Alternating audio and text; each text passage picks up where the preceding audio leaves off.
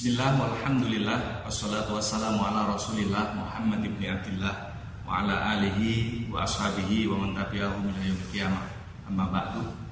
Ikhwan wa akhwat fillah, kaum muslimin muslimat yang dirahmati oleh Allah Subhanahu wa taala, bersama acara Nafas Dakwah Ramadan Mushola Al-Hidayah 1441 Hijriah. Kali ini kita akan bersama-sama membahas terkait dengan pemulasaraan jenazah beresiko, terkait dengan korban COVID-19 ini. Oleh karenanya yang perlu kita ketahui bahwa Allah Subhanahu wa taala berfirman dalam surat Al-Isra ayat 70, A'udzubillahi minasyaitonirrajim. Bismillahirrahmanirrahim. Walaqad karramna bani Adama wa hamalnahum fil barri wal bahri wa razaqnahum minat thayyibat wa faddalnahum ala katsirin mimman khalaqna tafdila. Di mana Allah jelaskan bahwa kami telah muliakan anak cucu Adam dan kami angkut mereka di daratan dan di lautan, dan kami berikan rezeki dari yang baik-baik, dan kami sempurnakan ciptaannya dengan sempurna, mengalahkan atas ciptaan kami yang lain.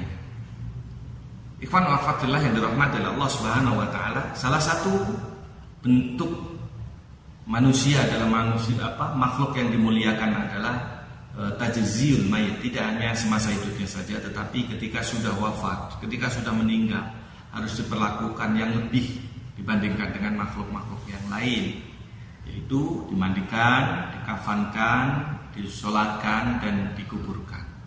Nah, perlu diketahui dengan beredarnya begitu banyak video-video di medsos, para netizen tentunya pada kebingungan atau merasa bingung mana yang benar dan bagaimana cara penanganan yang sesuai dengan standar syariat maupun standar medis. Nah, baiklah, pertama yang perlu kita ketahui bahwa ketika ada seseorang yang terindikasi COVID-19 dan meninggal dunia, maka ada penanganan khusus. Tidak sama seperti ketika menangani jenazah yang biasa, yang meninggal karena usia, meninggal karena sakit bukan COVID-19. Nah, pertama yang harus kita lakukan, yang kita ketahui adalah virus atau penyakit apapun yang berada di tubuh jenazah itu akan mati dengan sendirinya ketika melewati masa 8 jam dari kematiannya. Nah, selama masih di bawah 8 jam dari kematian seseorang, maka perlu tindakan. Yang pertama adalah kita siram dengan larutan klorin. Larutan klorin ini bisa campuran antara Baiklin, maaf menyebut merek ini, tapi memang itu yang dipakai. Baiklin dicampur dengan air atau kaporit dicampur dengan air. Tentu ada ukuran tersendiri yang perlu ada tindak lanjut dalam penanganan ini untuk mengetahui lebih detail lagi. Tapi secara singkat bahwa kita harus siram dengan larutan klorin untuk mematikan bakteri atau virus yang ada dalam tubuh jenazah. Nah, setelah itu maka itu kan kalau memungkinkan untuk dimandikan. Ini yang perlu kita ketahui, karena kemarin dalam video-video yang beredar bahwa korban COVID-19 ini jenazahnya ditayamumkan, artinya tidak dimandikan. Karena dalam kitab fikih Tuhfatul Muhtaj, Al-Imam Ibnu Hajar Al-Haytami menjelaskan di sana bahwa ketika dikhawatirkan jenazah itu terkelupas kulitnya, atau khawatir racun yang ada dalam tubuh jenazah itu menular kepada yang hidup, maka tidak harus dimandikan, tetapi ditayamumkan, karena demi kehati-hatian tersebut. Maka yang beredar korban COVID-19 ini adalah ditayamumkan. Nah, tentunya yang mentayamumkan tidak harus dokter kalau kita mengetahui tata caranya. Ya, di samping kita menggunakan APD, alat pelindung diri, atau universal precaution-nya, sebagaimana yang kita telah lihat, maka tidak masalah kita menanganinya sendiri.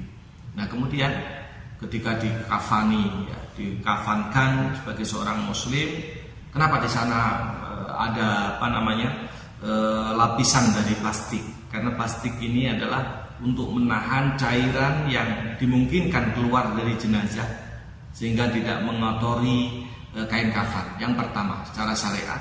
Yang kedua juga cairan tersebut tidak keluar kemudian bisa memasuki tubuh yang masih hidup yang mengurus jenazah, entah itu dokter, entah itu amil jenazah, entah itu keluarganya. Ketika mengangkat itu jenazah maka dikasihlah plastik sehingga lebih steril dari sebelumnya.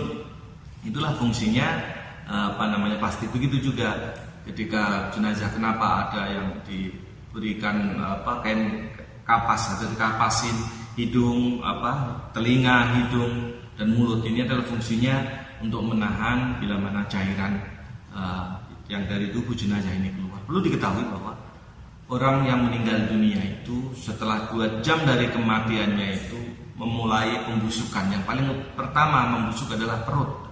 Apalagi yang memiliki riwayat penyakit yang kronis sehingga tidak sampai 1-2 jam itu sudah mulai membusuk. Kelihatannya mulus, tetapi ketika digerakkan, ketika mau diangkat untuk di tempat pemandian ini biasanya dari hidung, dari mulut ini keluar cairan, minimal darah biasanya yang keluar. Ini yang harus kita ketahui. Dan bahayanya cairan dari tubuh jenazah ketika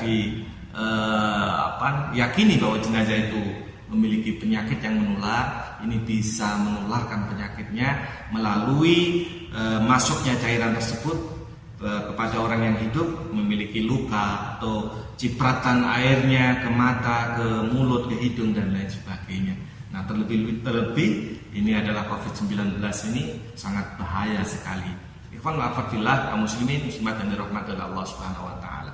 Demikian halnya ketika dikafankan sudah steril tadi, masih dibuatkan peti dan lain sebagainya. Enggak usah khawatir, memang sunnah ya. Sunnah itu kan jika dilakukan, dikerjakan dapat pahala, jika ditinggal tidak berdosa. Nah, dimasukkan peti pun sebagaimana yang video yang beredar itu kan dimiringkan ya, sebagai seorang muslim, bukan terlentang. Karena sunahnya memang miring. Makanya di dalam peti dimiringkan, setelah dimiringkan kemudian lagi ditutup lagi, kemudian lapisin lagi dengan plastik. Ini juga sebagai bentuk usaha ikhtiar, jangan sampai menularkan kepada yang hidup. Nah, setelah sedemikian rupa sterilnya penanganan jenazah, maka tidak perlu lagi ada rasa ketakutan bagi warga masyarakat. Karena banyak beredar juga video bahwa penolakan di berbagai daerah ya, terkait dengan jenazah COVID-19 ini. Padahal secara keselamatan sudah luar biasa. Standar SOP-nya ini udah luar biasa. Jadi tidak akan ada yang tertular atau memberikan dampak buruk kepada warga masyarakat yang ada di sekitarnya. Meskipun kenyataannya pemerintah juga mengambil kebijakan, biasanya pemakamannya pun jauh ya, dari tempat biasanya, tetapi itu bukan berarti punya nilai negatif, tidak, sama sebetulnya seperti jenazah-jenazah lainnya. Ketika sudah meninggal ya sudah, apalagi penanganannya lebih hebat lagi.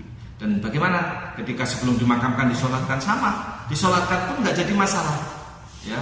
Bahwa di kedokteran juga, di rumah sakit pun disolatkan oleh tim medisnya mensolatkan dalam video-video yang beredar itu. Jadi kalaupun sampai rumah disolatkan lagi itu nggak masalah. Tapi seandainya nggak disolatkan juga sudah cukup, karena kan sholat jenazah fardu kifayah. Ketika sudah disolatkan oleh 2-3 orang ya sudah cukup, sudah gugur kewajiban kita.